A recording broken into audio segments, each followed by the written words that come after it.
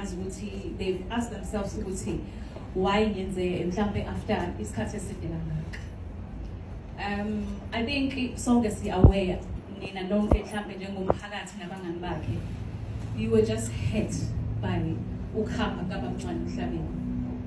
I was very angry.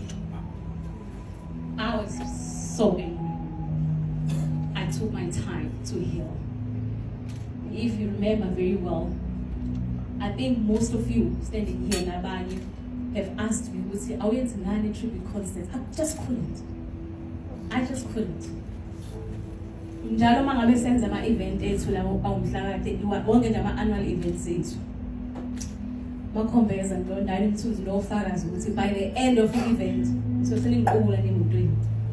I would literally faint because sitting ngihleli phansi ngibukela ama gospel musicians ministering would break my heart kakhulu in such a way that bengazi ngiyithole ngihamba ngiyohlala phansi ngithi ngibukela gospel concerts because bengakwazi ukuyimela because I was so angry for a very long time, you know. But ngifuna ukusho futhi ukuthi uSifiso didn't die, he multiplied. Ngiyambona kunina, I'm not even joking. I think for some reason it's like waphephetha something what I'm leaving myself each and every artist corner that appreciated me saphila angazi kanjani but ngibona wonke umuntu oqoqola gospel here in South Africa, in Africa, some of the artists, because when I travel across Africa ngiyifedla uHallelujah and I'll be shocked. Ngiyambona uncwane kunina no each and every one of you. Mhlawumbe nani, yes, at some point mayisanda khamba uncwane I didn't like to see him in you. You understand? Hence the statement. But it's not Makambi's card, and I realized it's not about me. This man's legacy is going to live, not through me, and only me. It's going to live through.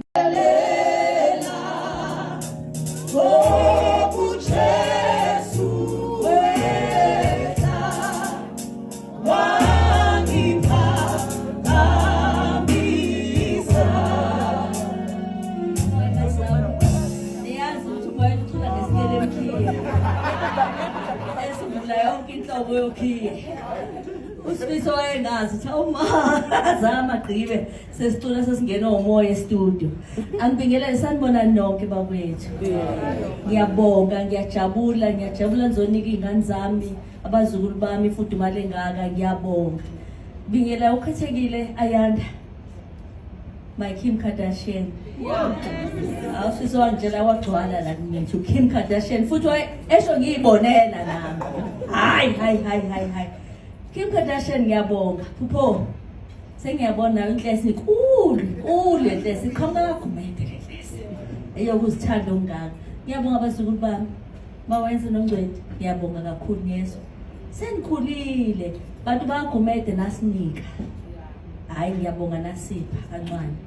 Kodwa okhula ngifisa nikhumbule nje ukuthi Kim Kardashian kukho konke uSifiso esedumile umthuzi yahlekiswe bakithi sewuhlungisisa uyabonga umazi njengoba uSifiso nje bangimazi angizukhuluma kakhulu kodwa engikwazi ukuthi uyasazi studio uhamba naye sihlanya kube nje yakube mnandi uSifiso akaze ngisho kuyishedini kanjani kukhonto emcasileni yazi into zomculo zinjani wesho kanje aphumile sengiphumile sengiphumile kule nto ngiyabashiya osala bakhuluma mina ngiphumile aphume ngempela ubuwara kusho ukuthi nje uthi uyamfaka la udakeni aphuma athi ubotha kuyona ingulube ngaxova udakala uma ninjwayela ukukhuluma shiyana uSifiso ngaphandle into azoyenza uzocula nje phela nayo into azoyenza ibisweki maya wabungaza ngathi Sifiso ngiyaqala umuntu ogqoka lokhu nje angabi namahloni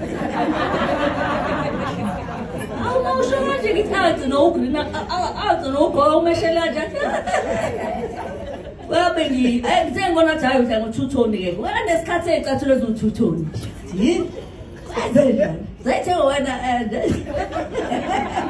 ezihle ayindaba yokudlala kodwa ngiyazi bantu kukhona uSifisa kumexoxa ngizuthi uyabona manje ngani yami athi manje lolu limi lolu lwaba nemanga la kwangathi athi lihlangene okwawethina into indaba ebuhlungu phakathi ulimi lakhe kodwa lanqamuka nangu ayinde yakhumbula lanqamuka ngalesikhathi uSifiso engena ngaphansi kwebhasi uNkulunkulu wayengakafuni ukumbiza ngalesikhathi ephuma phansi kwebhasi uNkulunkulu wayengakafuni eze kuyena ngalesikhathi into zimvelela uSifiso noma bekuthiwa kwenze njani kodwa sasingakhohlwa ukubonga uJehova sihlale phansi undaba ama-interviews ngiyawazi amnandana kodwa ngaphambi kokuba siqala i-interview nangemva yo-interview koba ama-session kaNdodana nomama Ndodana nomama sessions ethatha ukuthulula isifuba into ezimnandi aphinde futhi nezinye athi hayi laba ngiyababona nje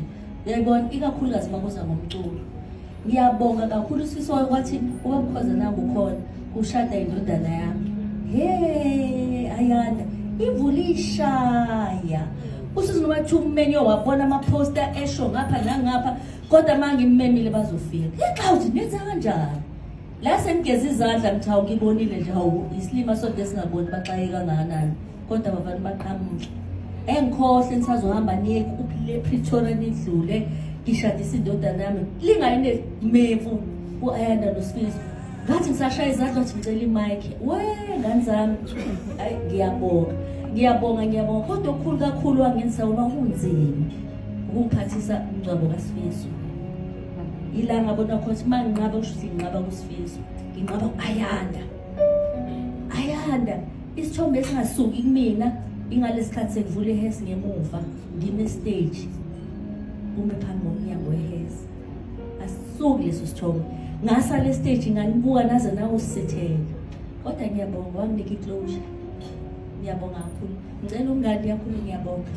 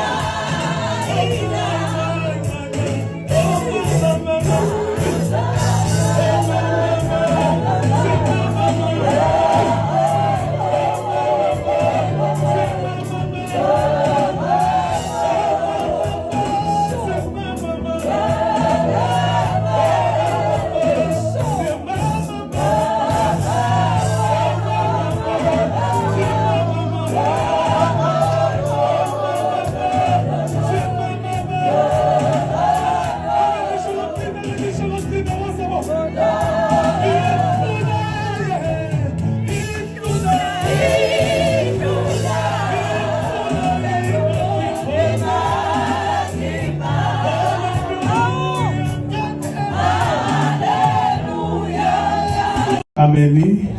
Hallelujah. Niyaphila kodwa imngelele igama lenkosi yethu Jesu Kristu njengoba seshilo siusibuno walo kodwa ke igama phela le stage bafowethu akusisibongo sami ngaze ningibuza ukuthakanywa. Hallelujah.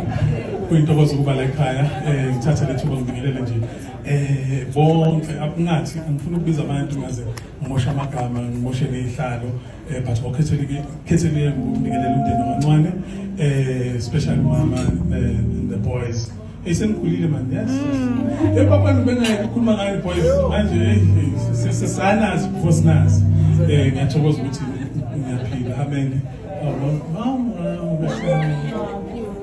yasikhangisa yaso.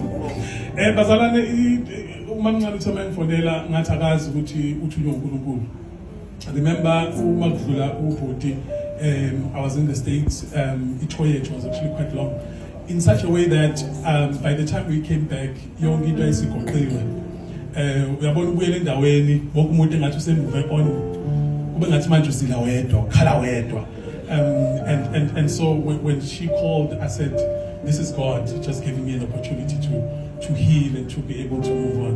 Bamncane was such an amazing person, and it's crazy because uNkulunkulu emuhle, I had the privilege of actually meeting him twice. The first time I met him,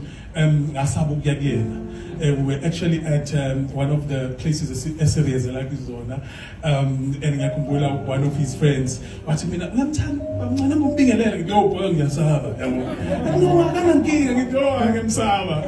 ended up not going.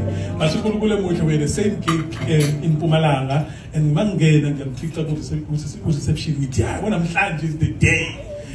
Yeah, today's my day. Mtemang Sunday, what time was boo? That's it. That's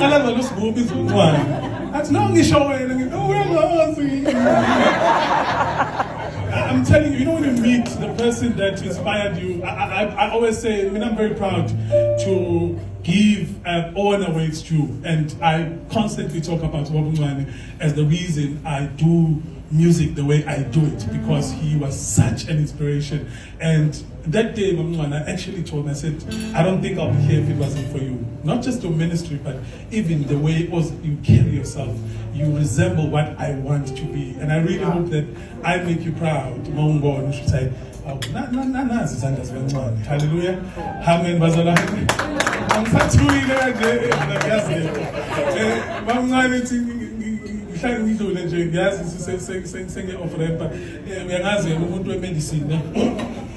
I'm so ngidlula itrack ikapende omnyama iwile lapha bezimhlophe lezimpahla. They were all white, and I saw a truck iwile ngathi no man angikwazi ukuthi ngidlule. Bazalwane ngiyangivuma bezimhlophe le.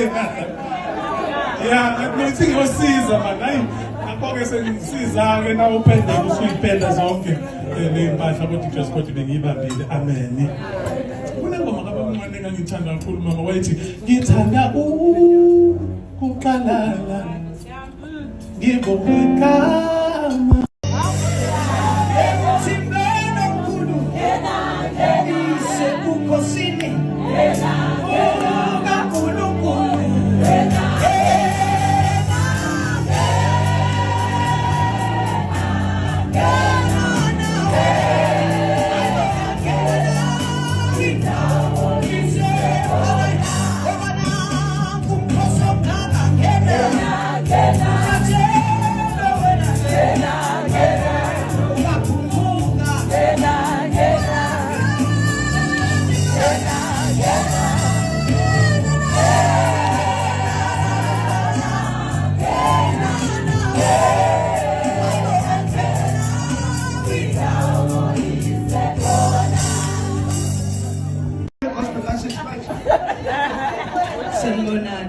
Favor is my name.